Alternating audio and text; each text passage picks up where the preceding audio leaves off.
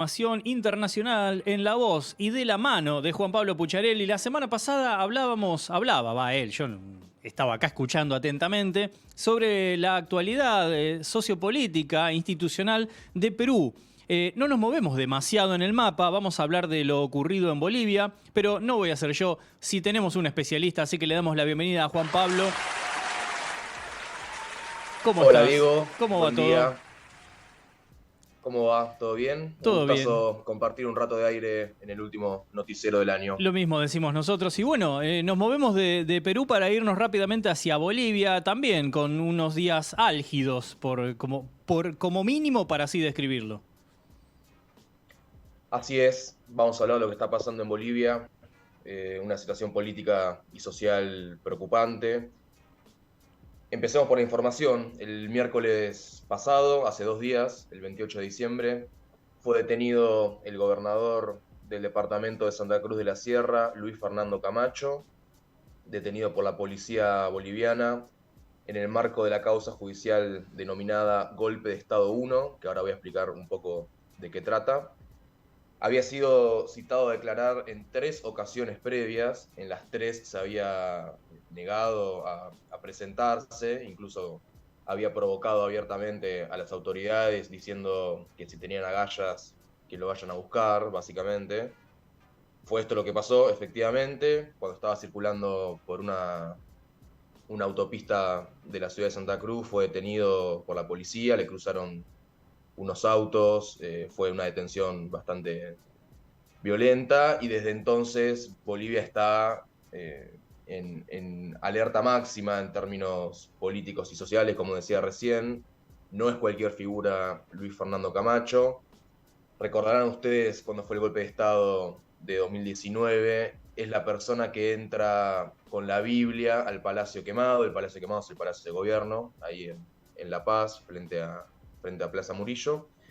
Es el que entra con la Biblia en la mano, de algún modo diciendo simbólicamente, pero también materialmente con lo que vendría después, que se acababa la era de los indios y de la plurinacionalidad y que volvía a regir en Bolivia el fundamentalismo católico, ¿no? Pero bueno, vayamos un poquito desmenuzando lo que está pasando. El mismo miércoles por la noche se produjeron serios disturbios en Santa Cruz, bloqueos de calles y de rutas, incendios de autos, el incendio de la Fiscalía Departamental de Santa Cruz, el saqueo de la casa del ministro de Obras Públicas de la Nación, Edgar Montaño, funcionario del gobierno de Luis Arce, que vive con su familia en Santa Cruz. De hecho, su familia se encontraba en la casa en el momento del saqueo, por suerte no le pasó nada a la familia del ministro. La última noticia es que Camacho fue trasladado en la madrugada de hoy de una celda en la cual estaba en la Fuerza Especial de la Lucha contra el Crimen, FELC, hacia el penal de máxima seguridad de Choncho Coro en La Paz, donde en principio va a cumplir 4 meses de prisión preventiva ordenados por un juez en el marco de esta causa, que básicamente investiga cómo se llevó adelante el golpe de Estado en noviembre del 19 y es la misma causa por la cual fue condenada la expresidenta de facto Yanine Áñez a 10 años de prisión, confirmadas en junio último. Bien, Juan Pablo. Bueno, sí, Sí, no te iba a interrumpir, no, así que seguí bueno, nomás. hay 3 causas que se derivan del golpe de Estado. Una es la causa golpe de Estado 1, la segunda, la causa golpe de Estado 2, que investiga específicamente la represión que hubo posteriormente a la asunción de facto de Áñez. Ahí se producen las masacres de Sencata y de Sacaba, más de 30 muertos, una de las principales heridas que quedan a flor de piel en Bolivia, porque era gente que salió a protestar y a resistir contra el golpe de Estado contra Evo Morales. También se lo investiga a Camacho por esas masacres. Y por último hay una tercera causa que es de golpe de Estado 3, que nos involucra como país, porque investiga el contrabando de armas con la Argentina cuando se produce el golpe de Estado. Ya fue probado que el gobierno de Macri envió 70.000 cartuchos de municiones en contrabando a través de un avión Hércules que esas municiones se distribuyeron entre la policía de Bolivia y las Fuerzas Armadas de Bolivia, específicamente la Fuerza Aérea Boliviana. Y hay que decir, lamentablemente, que es muy posible que esas balas o que esas municiones hayan contribuido a masacrar bolivianos y bolivianas, ¿no? Sí.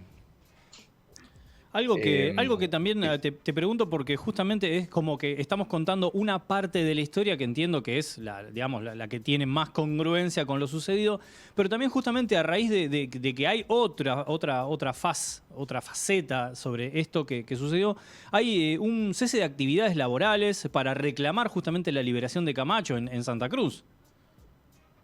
Así es, se acaba de decretar en las últimas horas un paro por parte del Comité Cívico de Santa Cruz. El Comité Cívico es una institución típica de Bolivia que están en los distintos departamentos del país, pero que en el caso de Santa Cruz es especialmente una institución pesada, digámoslo así, que tiene mucha relación con la gobernación de Santa Cruz y con los grupos paramilitares que funcionan en Santa Cruz, como la Unión Juvenil Crucenista y la Resistencia Juvenil Cochala, muy antimasistas, anti-indígenas, anticollas, como le dicen ellos a los indios del altiplano, muy anti-Evo Morales, por supuesto.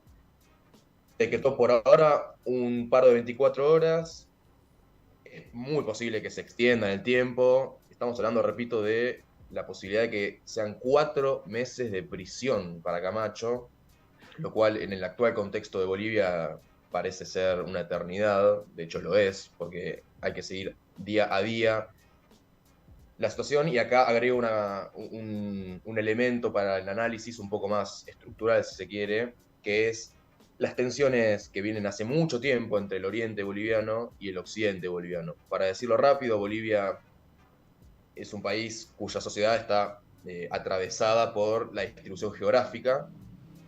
Tenemos el lado occidental vinculado al altiplano, digamos, donde viven las comunidades indígenas como la de los Aymara, de la cual viene Evo Morales. Y tenemos la región del oriente, que es la más rica en recursos, básicamente petrolíferos y gasíferos, lo que se conoce como la media luna boliviana, del oriente boliviano. Beni, Pando, Tarija y Santa Cruz. La principal es Santa Cruz.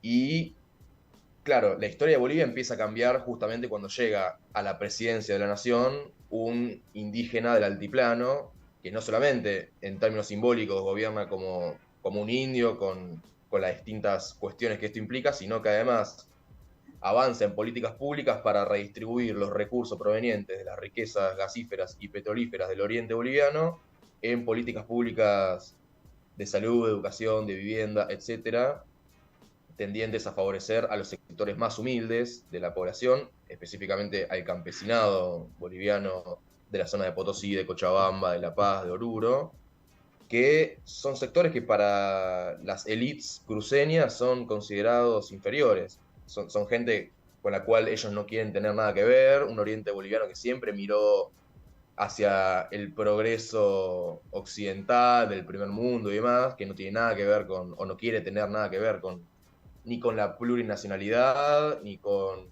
los rituales provenientes de estas comunidades indígenas.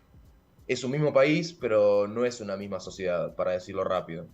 Sí, sí, algo que sucede también en otros países cuando hablamos también Totalmente. de nación, la diferencia justamente de Estado y nación. Juan Pablo, para finalizar, te consulto, te comento a ver si estás al tanto también de la advertencia del juez que investiga justamente a Camacho, porque había anunciado o advertido, alertado sobre la dificultad, la obstaculización de la investigación, porque hubo quema de edificios en las últimas horas también. Así es, hay en este momento más edificios públicos, los paros en Santa Cruz, y acá agrego una cuestión que es que venimos de hace muy poco tiempo de un paro en Santa Cruz de 36 días, o sea, más de un mes, entre octubre y noviembre pasado, que generaron un perjuicio muy importante en términos económicos, que son paros muy violentos porque la gente no puede no acatar, caso contrario es golpeada en la calle, son, repito, grupos muy violentos, estos grupos paramilitares vinculados a la gobernación y al comité cívico. Pero claro, el juez argumenta o la fiscalía argumenta que las posibilidades de Camacho de obstruir la investigación y o de fugarse son concretas. Estamos hablando de una persona con mucho poder. Punto uno, político, porque es gobernador en ejercicio. Y punto dos, económico, porque es una de las familias más importantes de la élite del oriente boliviano, la familia Camacho. Su padre y él también. Así que, bueno, esa es la situación. Yo no sé si van a, digamos, si las condiciones van a permitir que se extienda en el tiempo la detención de Camacho. Va a depender, por ejemplo, de si el paro decretado en Santa Cruz se extiende a otros departamentos o no, porque hay que decir también que la lógica política cruceña, por lo general, no es compartida por el resto de los departamentos, especialmente los del altiplano. Así que está todo por verse. Hay sí un riesgo muy serio de que recrudezca el intento o las intenciones secesionistas de parte del Oriente. Básicamente, digamos, que se plantee esta situación como los indios del occidente secuestraron a nuestro gobernador, hay que liberarlo, no podemos seguir compartiendo país con esta gente. Bueno, que se empiece a avanzar en esa lógica es muy preocupante. Bolivia ya tiene antecedentes de peligro en su integridad territorial y esta situación definitivamente puede ser un detonante en ese sentido. Ojalá que no.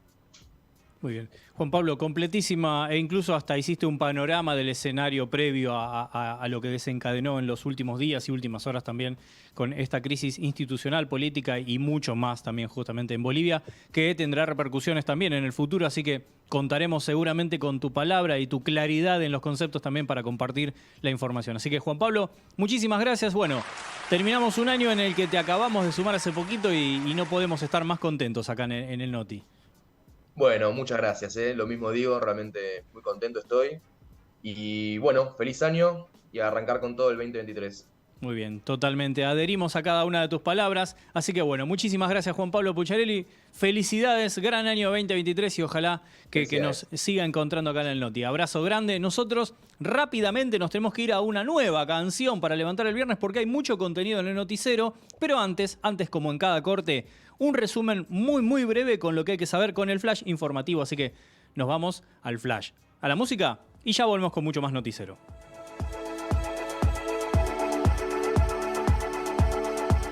Colectivos más caros. Desde el 1 de enero, los boletos de colectivos en el área metropolitana de Buenos Aires aumentan casi 10 pesos y los trenes 5 pesos. Los beneficios de Red Sube y tarifas sociales se mantienen. Escándalo judicial. El oficialismo en la Cámara de Senadores repudió los vínculos directos entre funcionarios del gobierno de la ciudad de Buenos Aires y del Poder Judicial. Se filtraron nuevos chats en los que el vocero de la Corte Suprema de Justicia da consejos al ministro de Seguridad porteño, Marcelo D'Alessandro. Otro año de emergencia. Mediante un decreto de necesidad y urgencia, el gobierno extendió hasta el 31 de diciembre de 2023 la emergencia sanitaria. Los motivos de la prórroga son las consecuencias de la pandemia de coronavirus. Contra los mosquitos. Investigadores de la Comisión Nacional de Energía Atómica liberaron mosquitos estériles para combatir y reducir enfermedades como el dengue, zika y chikungunya. E irradian mosquitos machos para que no tengan crías. Chile sin dama. El presidente Gabriel Boric disolvió las funciones de primera dama y pasó las tareas y 6 fundaciones bajo su responsabilidad a diferentes ministerios. Además, no recibirá remuneración ni coordinará los presupuestos.